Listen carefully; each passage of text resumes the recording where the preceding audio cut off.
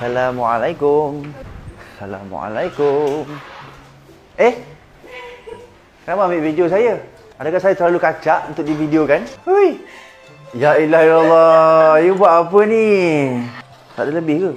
Tak, aku pada tadi tunggu. Dia tak pelawar aku langsung Nak ke? Habis tu? Tak nak lah. Tak sedap. Nah ambil ni. Surat apa?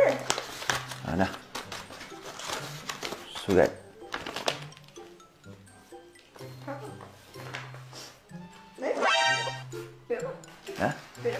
Duit lah.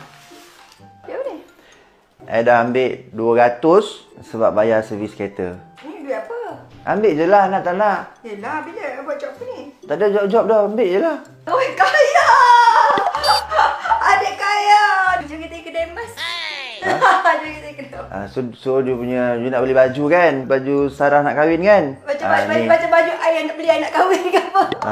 You nak pergi beli baju Sarah nak kahwin, warna kuning kan? Pakai duit tu, okey? Oh ya, banyaknya. Banyaknya. Serius tak? Tak nak bagi balik. Tak nak bagi balik. Terima kasih ya. Semoga murah rezeki bos. Banyak umur bos. Amin. Dirahmati. Amin. Ya Rabbal Alamin. Amin. Siang. Sama. Tu je. Hari ni you masak tak kat rumah? Buat ayam penyet.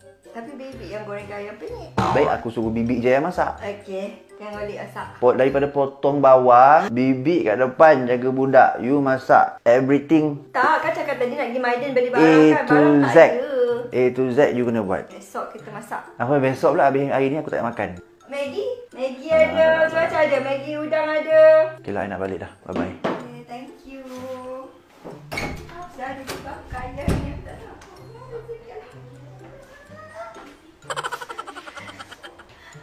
Perempuan dapat duit jadi terus tadi macam Macam terlalu excited. ada passion, nama passion. Assalamualaikum. Apa khabar? Baik. Terima kasih datang Terima kasih. Nak buat gigi ke? Atau adik buat gigi. Oh tampal. Nak masuk askar. Saya boleh buat kan? Boleh. Kan gonga.